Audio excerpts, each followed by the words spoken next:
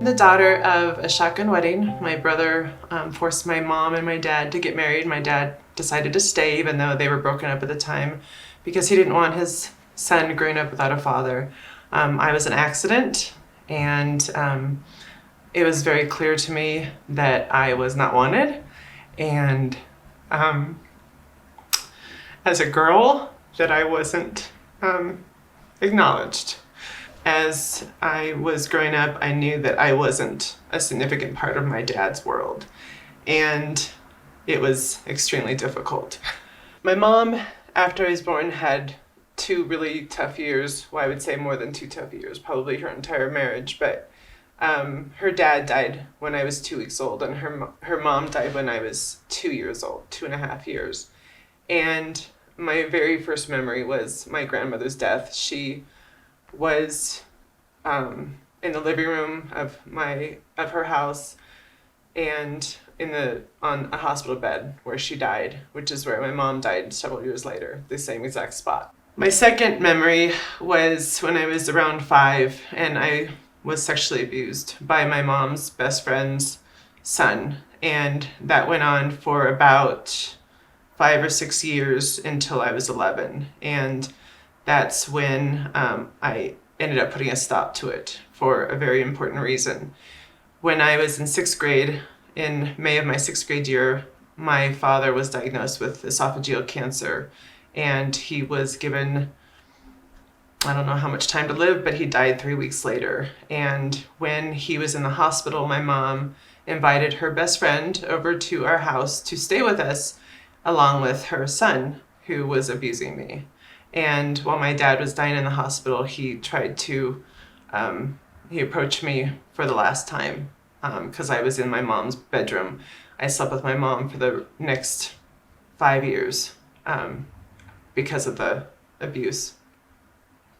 A year later, when I was in 7th grade, my mom was diagnosed with uterine cancer, and she was given 6 months to live. And my uncle and aunt and my 2 cousins moved out from Seattle to adopt me and my brother. And somehow, miraculously, my mom ended up living another 13 years. And so she survived until I was 27. After my dad died, my brother, who was 2 years older than I, he started smoking some pretty serious marijuana daily.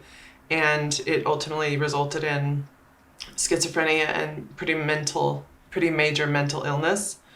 And so he had long periods of locking himself in his room, of hardcore depression, suicidal thoughts, threatening to kill my mom, abusing me, paranoid thoughts.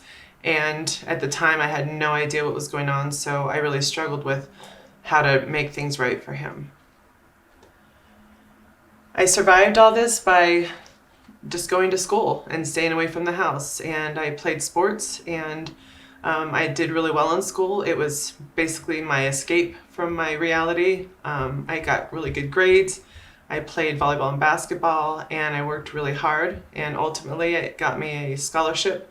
My academics and athletics got me a scholarship to college, where I went to study to be a teacher because I wanted to give back what my teachers and coaches had given to me. My 4th grade teacher was an amazing woman who believed in me, and she helped me know that I wanted to be a teacher when I grew up, when I was all grown up.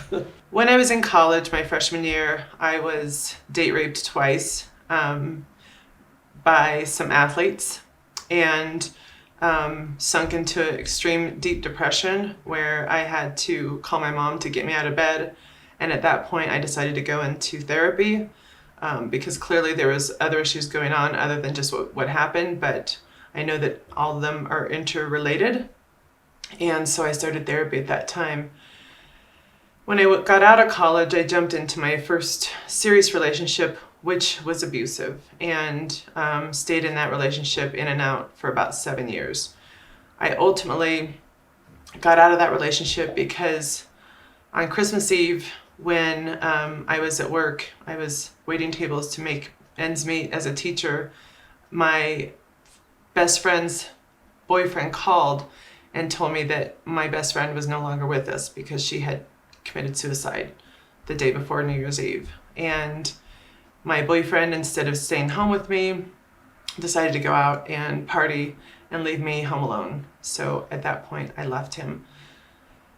After that, about a year later, I was getting my master's degree, and one of the women who we had been together for over 2 years, one of the women in my group was murdered. She was at home with her sister. She lived with her sister at home, and her sister had a stalker who broke into the house, tied her up, and when my friend came home, he stabbed her to death.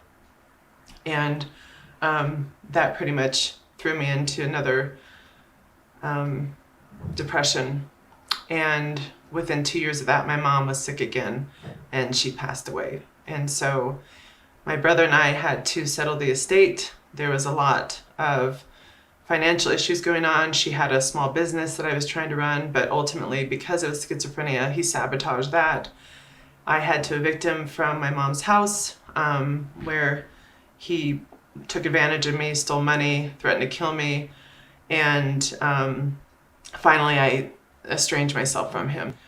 When I was 33, I met the man that I married, and at the time I had no idea that he was abusive even prior to our marriage. We had 2 amazing children, a boy and a girl, and within about 5 years, I figured out that he was fairly abusive, both physically, emotionally, mentally.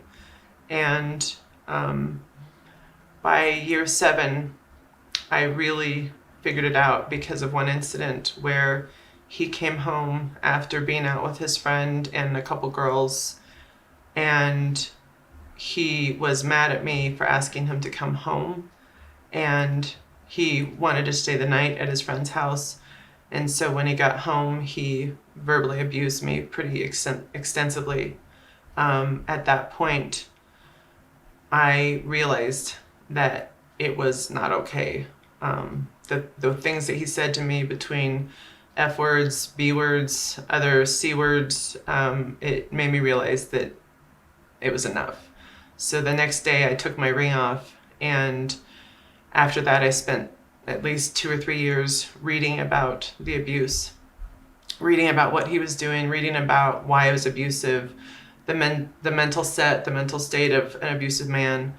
And finally, I decided that we would just stay together for the sake of the kids.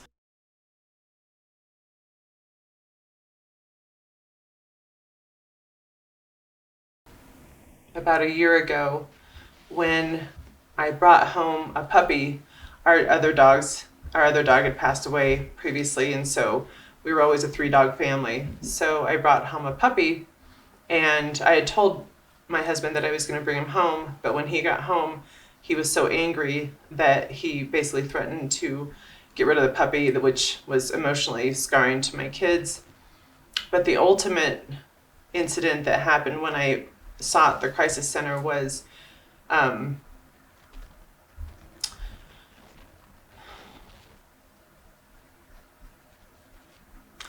morning. My cat had been an outdoor cat, and my dog had always chased the cat around, but one morning my dog was in my room, and my daughter had the cat in her room, and the cat was annoying her, so she brought the cat into my room, not knowing the dog was there. And she dropped the cat, and the dog grabbed the cat by the neck and killed it in front of me and my kids. And when we got home from the vet, my husband threatened to take the dog away and just sent my kids and me in just this awful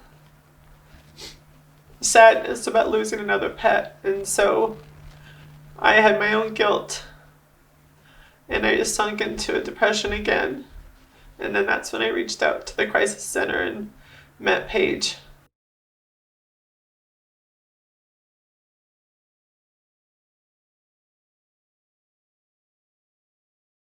We have been working together since last December, and I've done the most important work of my life. with Paige and uncovering all of the deep wounds that I've been holding for a really long time. Despite the fact that I have been in therapy my entire life with different therapists in and out, working on different issues and working really hard to heal myself from all the wounds throughout the years, the most important work that I've done is here at the Crisis Center with Paige. And what we discovered was that my deepest wounds were my earliest, with my father and the sexual abuse. And that I really needed to heal that to feel whole, to feel worthy, to feel loved, and mostly that I needed to learn how to love myself. And that's been the most difficult journey, but the most rewarding journey. Because I believe it now, that I'm worthy. And most of these tears are tears of happiness, because I have come a long way.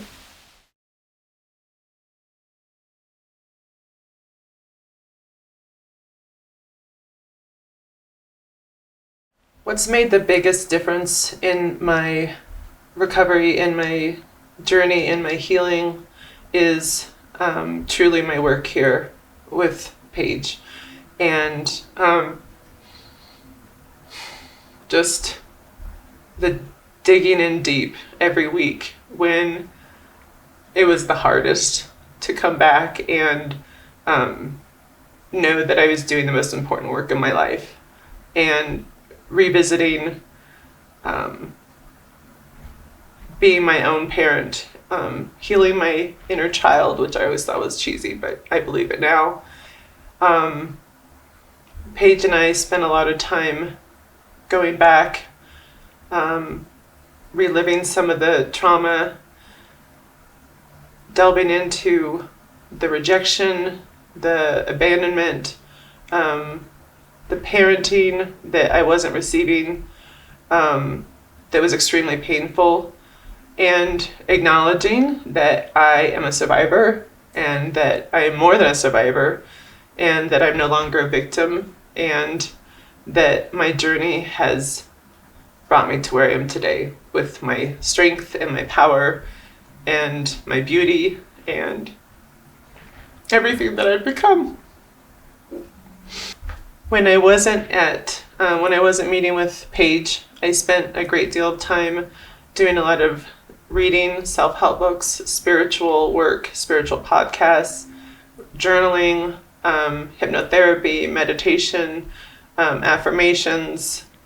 I feel like recovery for me has been a full-time job. And fortunately, because I'm a teacher, I've had a lot of time to be able to work on myself outside of therapy. But I would say that meeting with Paige each week to just reevaluate, to see where I am, to be able to reflect, to be able to hear somebody else say, "You're doing a great job, keep it up," was integral to everything that I've been working on.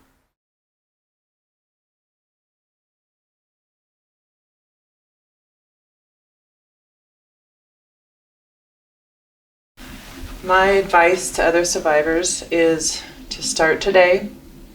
Trust your relationship with your therapist. Know that each day is going to be a baby step. Acknowledge the baby steps. They are important. Be gentle with yourself. It's an ongoing journey. It still is a journey for me. Learn how to love yourself and believe that you are worthy, that you are lovable, that you are deserving. Even when you don't believe it, keep saying it to yourself. Every day, look into the mirror and say that you are lovable. Say, "I love you." It's important to say, "I love you" every day, because you are the person that you have to love first. No one else defines you.